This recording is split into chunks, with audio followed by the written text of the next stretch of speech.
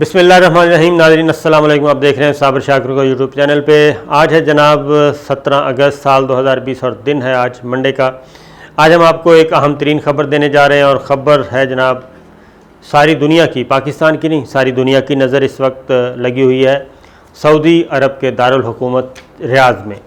और क्यों लगी हुई है खबर, नज़रें क्यों जमी हुई हैं जनाब, और वो इसलिए जमी हुई हैं कि पाकिस्तान के army chief general Qamar Javed Bajwa और पाकिस्तान के इंटेलिजेंस चीफ ISI के सरबरा लेफ्टिनेंट जनरल फैज़ हमीद सऊदी अरब पहुँचे हुए हैं। और उनके इस दौरे से क्या बरामद होगा ये हम आपको बताएंगे, और ख़ास तौर पे ये भी बताएंगे कि जनाब ये दौरा आनिया जानिया होगा, नशिस्तन गुफ्तन बर्खास्तन होगा, या फिर इस दौरे के नतीजे में कोई अहम तरीन फ़ैसले बरामद होंगे, अहम तरीन स्ट्रेटजी बरामद होगी। कोई बड़े बैठे हैं तो उनके जाने से पहले, आर्मी चीफ और जनरल कमर जावेद बाजवा के जाने से पहले क्या बैकडोर चैनल पे भी कुछ मामलात हतमी हुए, ये मैं आपको बताऊंगा। और एक बहुत ही अच्छी खबर पाकिस्तान के लिए होगी, और पाकिस्तान के लिए यकीनन बहुत अच्छी खबर होगी, और पाकिस्तानियों के लिए भी अच्छी खबर होगी, क्योंकि काफ़ी तशवीश पाई जा रही है, पाई जाती थी।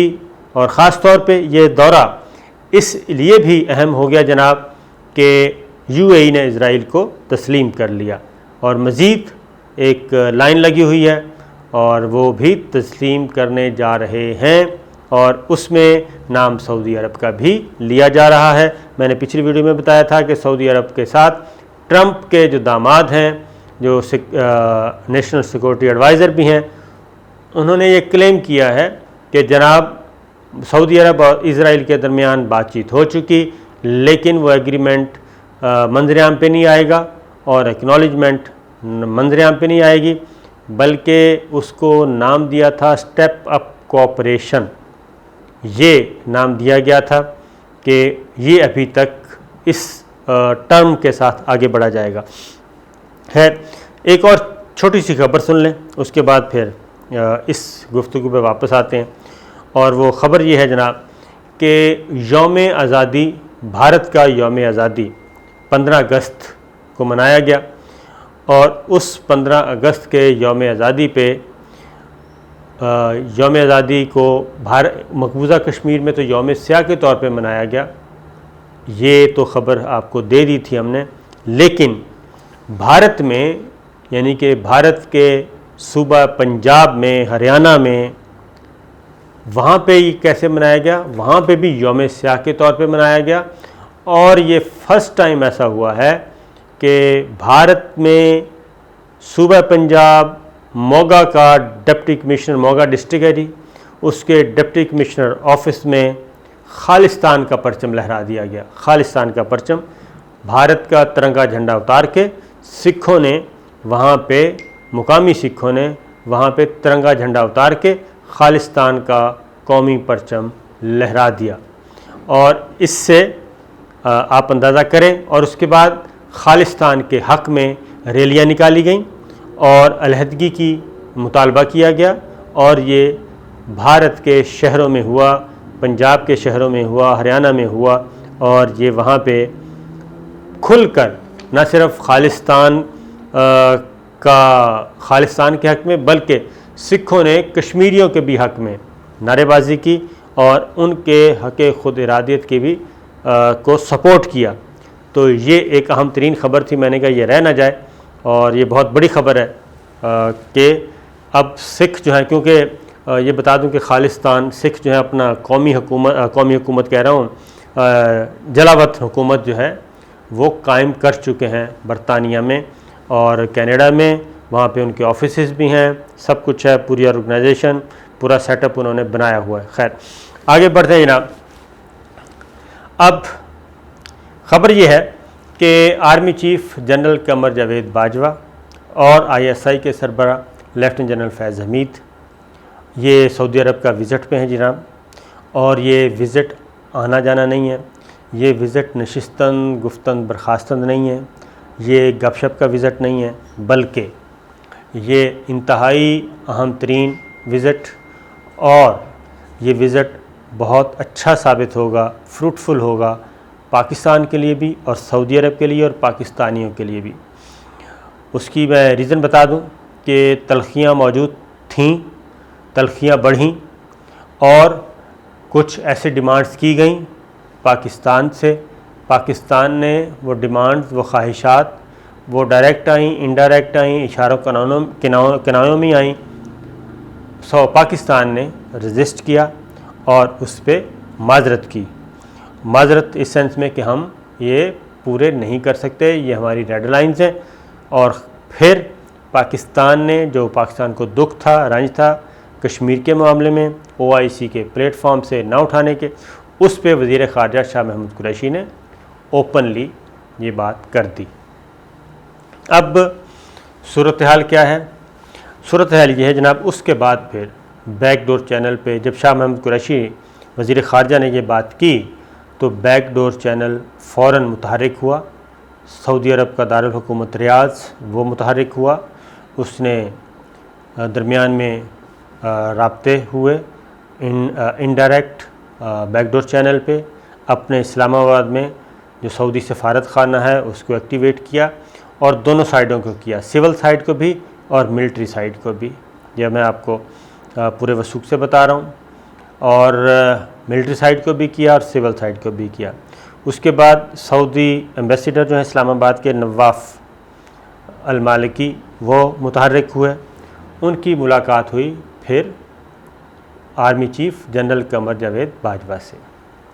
उसके बाद एक और इम्पोर्टेंट काम हुआ, फिर नवाफ अल-मालिकी गए लाहौर और लाहौर में उनकी मुलाकात होती है जनाब उस्मान बुज़दार, वज़ीर आला पंजाब से। फिर उनकी मुलाकात हुई चौधरी बिरादरान से। फिर उनकी मुलाकातें वहाँ पे कुछ और भी हुई। इसी तरीके से कुछ सऊदी एम्बेसडर ने मुलाकातें ऐसी भी की जो रिपोर्ट नहीं हुई। उसके बाद यहाँ के मिलिट्री अताशी भी जनाब यहाँ पे मुतहर्रिक हुए और उनकी भी मुलाकातें हुई। और army chief general Qamar Javed Bajwa और DGISI के दौरा सऊदी अरब से पहले ऑलमोस्ट रियाज़ और इस्लामाबाद, पॉलिटिकल साइड भी और मिलिट्री साइड भी, दोनों के दरमियान ये अच्छे खासे राब्ते हुए। और इस दौरान फिर ये UAE वाला भी मामला आ गया, UAE इजराइल, तो बात पहुंच गए हैं जनाब। और जो बैकडोर चैनल पे राब्ते हुए उसमें गलतफहमियाँ दूर करने की कोशिश की गई। और जो अब तक इत्तलात हैं वो ये है कि पाकिस्तान ने अपनी जो रेड लाइन है वो बिल्कुल कैटेगोरिकली बता दी है कि ये हमारा सुर्ख दायरा है, इससे हम बाहर नहीं जा सकते और इससे ज़्यादा हम पे वज़न भी नहीं डालना चाहिए और ऐसा मुतालबा भी नहीं करना चाहिए। दूसरा ये कि ये अगर हम बहुत माइक्रो लेवल पे अगर हम एक दूसरे के मामलात में अपनी ख्वाहिशात को करेंगे, इम्पोज़ करेंगे, तो उसका नुकसान होगा। इसलिए बहुत सारी चीज़ें, ये ज़रूरी नहीं कि हर मामले को, हर एक्ट को एक ख़ास पर्सपेक्टिव में ही देखा जाए, तो ऐसा नहीं होता। फॉर एग्ज़ाम्पल मैं मिसाल दे रहा हूँ आपको, ये उर्तुगरुल का जो ड्रामा है, इस पे भी दोनों मुल्कों के दरमियान गलतफहमी पैदा हुई, मैंने आपको बताया भी था। और ये उस पस मंज़र में, उस तनाजुर में मैं बात कर रहा हूँ कि जो कन्वे किया गया कि ये ज़रूरी नहीं है कि एक सियाहत सकाफ़त के अगर सऊदी अरब के साथ बायलैटरल चल रहे हैं, MOU साइन हुए हैं, क्या हैं जनाब, सकाफ़ती ताइफ़े जो हैं वो विज़िट करें, ड्रामाज़ एक दूसरे के मुल्कों में दिखाया जाएँ, डबिंग करके फ़िल्में दिखाई जाएँ। और इसी तरीके से UAE के साथ भी यही बातचीत चल रही है और चलती रहती है। और तुर्की के साथ ऑलरेडी तुर्की के ड्रामे यहाँ पे दिखाए जा रहे हैं प्राइवेट मीडिया में। तो ये एक हिस्टोरिकल ड्रामा जो है वो अगर दिखाया जा रहा है तो उसका हरगिज़ ये मतलब नहीं है कि आप उसको अपने जो उनका अपना पर्सपेक्टिव है, सऊदीज़ का, अरब का और टर्किश के दरमियान जो चीज़ चल रही है उसका इस तनाजुर में देखें। तो इस तरह की बातें बहुत अच्छी। फिर एक बात, दूसरी बात, पाकिस्तान की तरफ से ये बिल्कुल जी कैटेगोरिकली कहा गया कि जहाँ तक मामला है स्ट्रेटेजिक लेवल का, डिफेंस कोऑपरेशन का, ट्रेनिंग का, वो उसमें ज़रा बराबर भी सऊदी अरब को डाउट नहीं होना चाहिए कि पाकिस्तान सऊदी अरब की, क्योंकि सऊदी अरब सिर्फ हमारे जो ताल्लुक़ की वजह है वो आले सऊद नहीं है।